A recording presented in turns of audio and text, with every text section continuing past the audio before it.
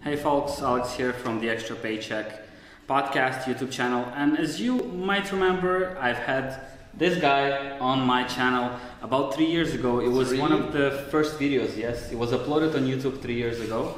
It was one of my first guests for the brand. This was before I started the podcast, so I didn't do any interviews with anyone, so he was the very first one. And I am meeting him again now in his hometown. Last time the interview we did was in Montreal, Canada, and now I'm in Lviv, Ukraine, which is his home base. Orest, welcome back to the show. Yes, nice to see you again here. Thank you for having us. Mm-hmm. Thank you for being on the show. And well, I wanted to start with a few updates maybe. What have you been up to? What has changed in the past 3 years? I remember when we did the first interview, your main goal was to travel as much as possible. Yes. While making some money or even trying to build a business. 3 years have passed. Mm-hmm. What has changed? As far as I remember, this was in Montreal, like 2014, I think. It was like 4 years. 4 years, probably. It's a long time actually passed since then, and yeah, like in the beginning of my career, I had like the only goal, like to be free, geographically, financially, travel, enjoy life, and so on. Yes, and 2014 was the third year of my blogging career at the moment. So I was kind of like meeting the expectations I had in the very beginning when I started to blog, but maybe half a year after that, while sitting in Vietnam, spending like winter in Southeast Asia after a few other countries before, I just caught myself that, I mean, traveling is cool, but what is behind that, you know? So because I kind of made it happen, the dream of millions of people, but it kind of started losing sense for me. So I didn't want only to travel anymore, I wanted to see the sense behind it. And in that way, I thought like, okay, it will be pretty cool if I put a goal to visit every country in the world. It's a very ambitious goal. I was approaching to this like for many years because there's something it's on your mind, yeah. But it's so big that you are afraid to adopt it, right? Yeah. But eventually, after consulting with my wife, because it was a mutual decision, of course, it will definitely affect, and it is affecting the relations and the business and everything. I thought, okay, so I just want to do the statement, and from that time, from 2015, the beginning, yes, my travel goal will be to visit every country in the world, and I can tell you that it's not only about traveling, but in other big goals in life, it's much harder to make the resolution than implementing this after that. Yeah. So traveling for me became much easier after I made a statement towards every country in the world, and now I visited over 100 countries. So now it's 105, and then it was maybe below 50 when I visited you. So this one, so it put a sense, it put a direction, and it made a framework for other things in life, right? So it really affected my business as well, because it created a big and nice story behind my main blog. So people started following, and they seen that like, okay, this is not just the guy who just fucks around the world and so on, yeah, but he travels, he serves as an ambassador of the country in the world, you know, of Ukraine, because not so many Ukrainians travel comparing to Canadians, for example, or Americans and so on. Makes sense. So this happened. So I visited like many countries after that, and business-wise, much more structure came in. I built a team, and yeah, it was a nice drive so far in every sense. Yeah, that's awesome. So guys, you heard him right, 105 countries up to now. Is it still your goal to visit every single country in the world? Definitely. You know, once I've heard like such a thing that what differs between, let's say, successful in a like typical sense and let's say not so successful or mediocre people, yeah, is that most of successful people, they take decisions quickly. Mm-hmm. And they really reluctant to change their own plan, while mediocre people, they they take this decision, they overthink about something very long time, but when the first obstacles happen, they just, okay, like maybe it's not for me, I will change it. So of course I had challenges, in travel wise. Of course there were different situations, and I've been to some crazy countries you would never think of even traveling. Like I recently came from Mali in West Africa, and there were many times when I thought like, okay, maybe it's not worth pursuing because I'm spending a lot of money there. It absorbs like lion's share of my time, emotions, energy, and resources in general, but I'm going to hit this. So yes, regarding traveling, yeah, definitely. Awesome.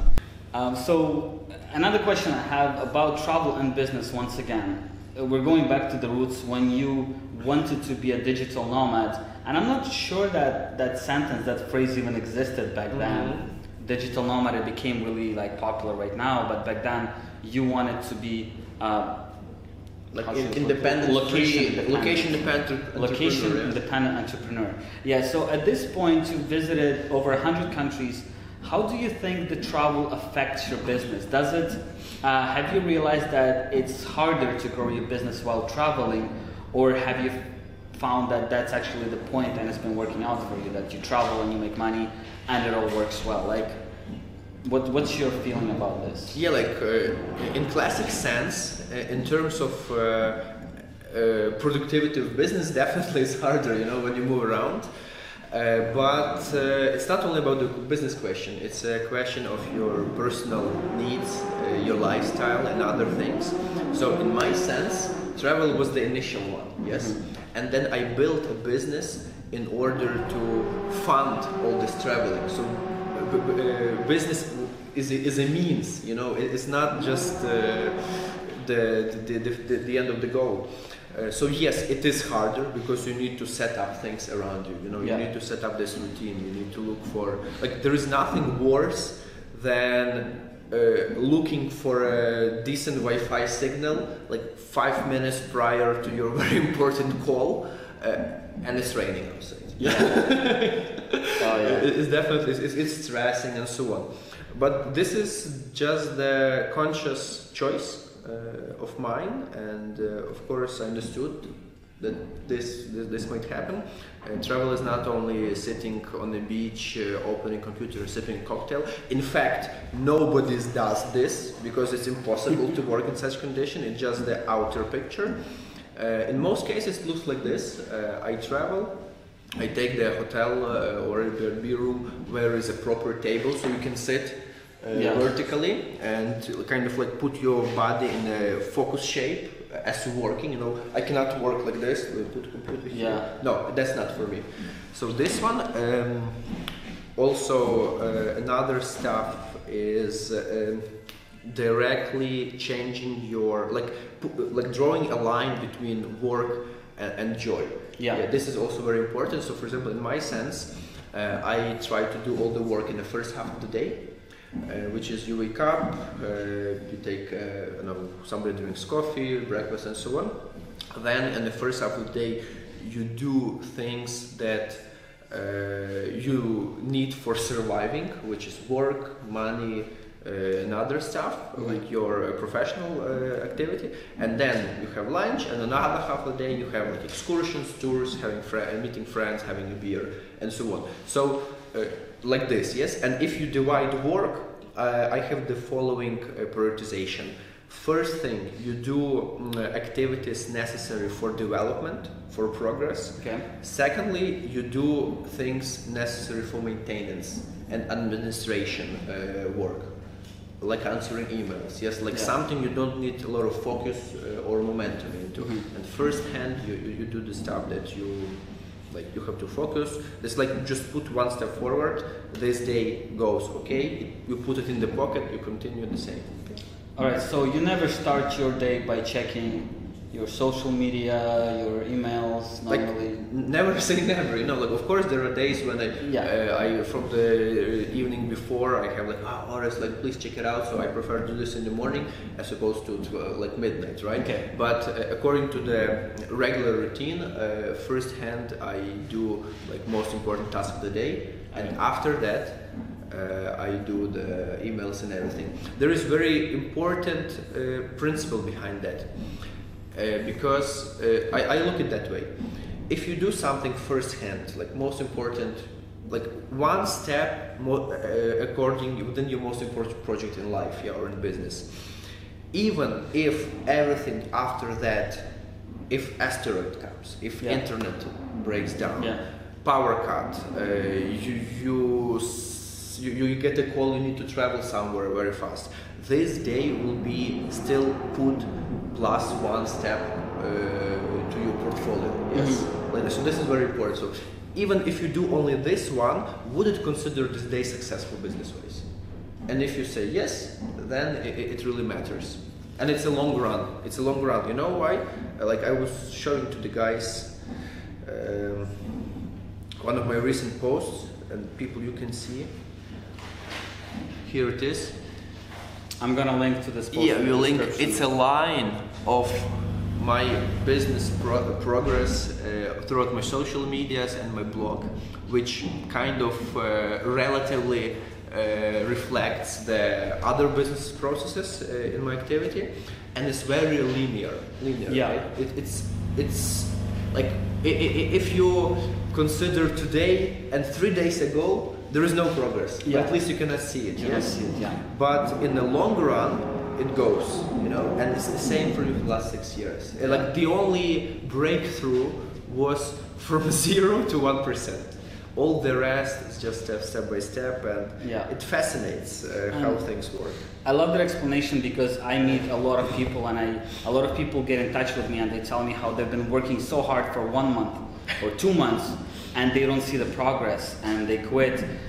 And guys, you just can't see the progress that fast. Usually, you know, there's no usually. It's very different for every business, but I would say that if you've been actually working, putting in the time and the effort for a year and nothing's happening, you really have to rethink and try to figure out what's up, why nothing's happening.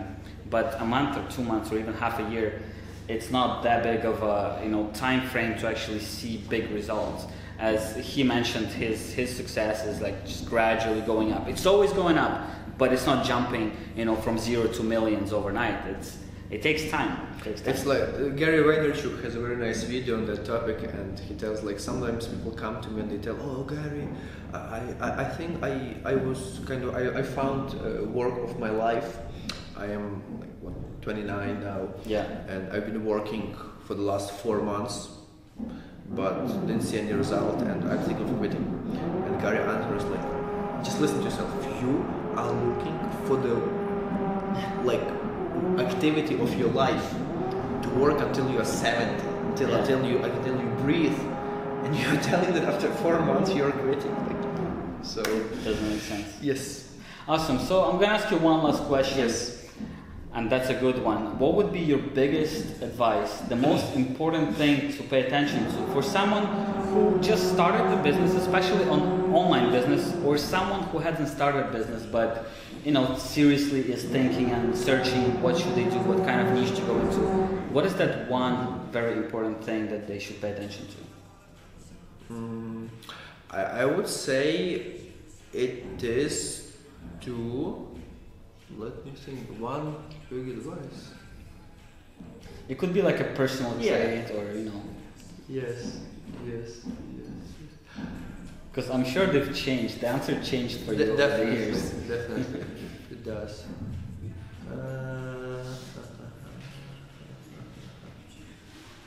For people who want to do like business and this, I would say if you're just starting from scratch, the best way is not to try to invent the wheel and follow the beaten path.